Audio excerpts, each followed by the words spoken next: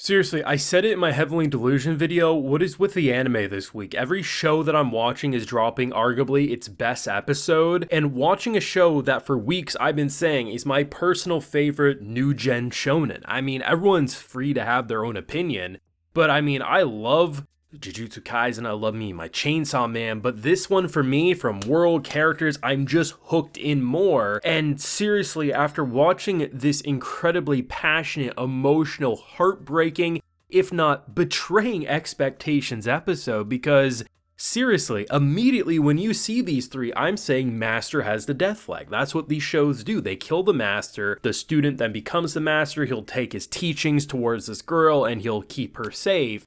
And by the end of the episode, they pull the rug from under my feet, give me a concussion, as I'm coming to, I see Tenza going out like a badass, and the Master taking that opportunity to honor his dying wish. And seriously, all I can say is bravo, but that was some grade A bullshit. Like, that was an amazing episode, but that hurt on an emotional level. Now, full live reaction to this wonderful, if not heartbreaking episode is available on my Patreon. So if you do want to see my heartbreak and my mind explode in real time, you can head on over there and consider supporting. Seriously, this show keeps getting better. I mean, up until that death, we kind of had like 3 sets of main characters in a weird way. We had, of course, Gabimaru and company, we had the brothers, the duo there, and then we had the trio that we got in this episode. And watching the backstory, I'm a sucker for these types of backstory. You know, some kid born in the slums, treated like garbage, and someone roping them into a more noble profession. I mean, that's why I love Levi from Attack on Titan. If you look at his backstory and growing up in the slums to being one of the best members of the entire Earth's mightiest heroes in a weird way. I mean, I love seeing stuff like that, and to watch someone who's treated as garbage and then basically get this second chance, someone seeing something that he refuses to accept.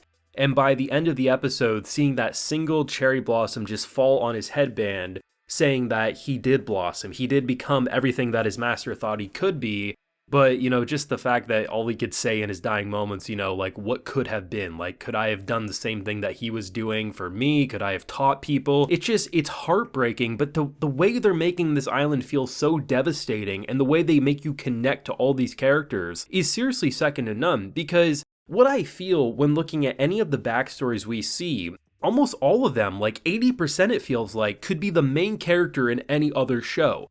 Like, when they start kicking off with Tenza and seeing the backstory of the slums and him growing up, I mean, you could easily write any samurai show, warrior show, adventure show as that being your main character, and people would be hooked in. The fact that what are arguably side characters in the grand picture, even if they're important side characters, they're still side characters, and the fact that this author wrote them in such a way that they feel like they're written as if they're main characters, which then makes them feel like people, not just a character to be killed.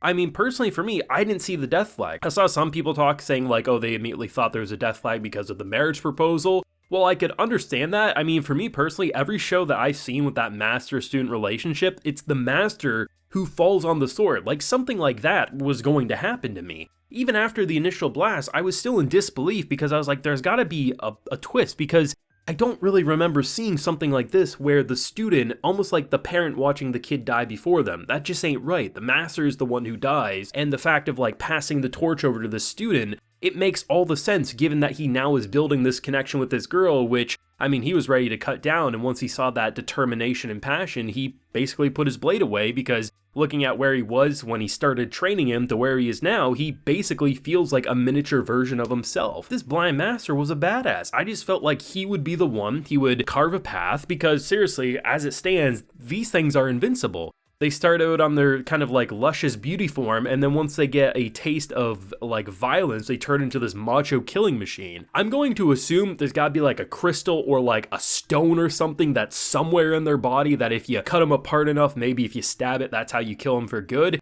If not, if this is going to be like a Resident Evil 2 or 3 situation where there's just a monster that follows you the entire time you're playing the game, so in the case of this, your quest on this island, and all you can do is kind of cut him apart, slow him down, but you can't actually kill him for good, that's BS. You can't leave the island, the currents aren't going to take you home, there's monsters in the water, there's these creatures that, you know, you run away after cutting him and he's bending over looking like a goofy bastard, but you know that goofiness is going to slaughter you without much struggle. It's horrifying. This island is such a brilliant aesthetic, because on paper it seems beautiful, but everything about it is peak horror. Like, this is like the same type of fear I get when playing classic Resident Evil when I can't kill the enemies, and all I can do is turn tail and run because what else am I gonna do to some of these big bastards? And I love seeing a man go out in such fury. I love how he couldn't even say a single word. He made a sound, and that was enough for this master to recognize that he didn't want him to try to save him. That rather than dying yourself with me,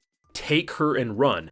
After that previous conversation, seeing how passionate he was, he understood with such a simple sound what he needed. He didn't need eyes to know that he didn't want both their deaths to be in vain, but rather keep her safe and just take this opportunity. Both of us don't need to go out, and if we go out, she does as well. And I'm just like, it's so painful. And to see him, he was punching that head to the point where it was completely shattered. Like, he went into a pure primate just rage, and it was badass, but I'm shook. I really am.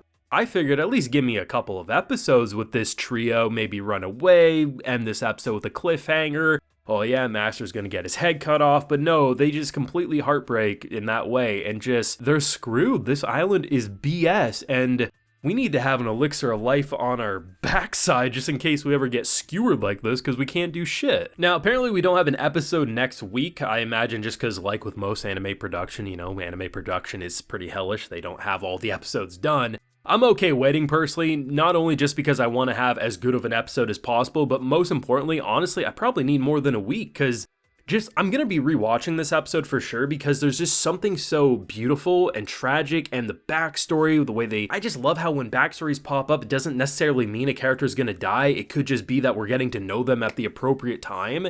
Everything about this show for me is just that peak shonen. It's just something that, it's dark, it's gritty, it's mature. Yeah, last week they went in with a scene they didn't need to make as sexual as they did, but I ain't complaining about it. But the show blends world building, fan service, action, characterization into such a great combination that for me personally, you can disagree all you want, but I'm saying this for me, this is the peak new gen shonen for me. I really, really like it, and I'm baffled by how good the anime have been this week. Like, every time I say, like, man, this is just another show, let's just add it to it. Like, I'm gonna come in tomorrow and see even better Demon Slayer, even better Gundam. It's just, every day is getting better, and this is why this is seriously one of the strongest anime season in the past few years for me, and I'm loving it. But let me know what you thought. How shook were you? Did you think the master was gonna die like myself, or did you honestly thought Tenza was gonna be the one to bite the dust to begin with? Let me know what you're feeling down below. Drop a like if you enjoyed, and subscribe if you're new around here, of course. Ring that bell so you can get notified when I upload on the channel, and like I mentioned, full live reaction is available on my Patreon. While you're there, you can also get a video shoutout. So today, we have a Don't Say Cat, Paul Grover, Malix, and PK. So I appreciate the support, everyone. Please take care and have a good one.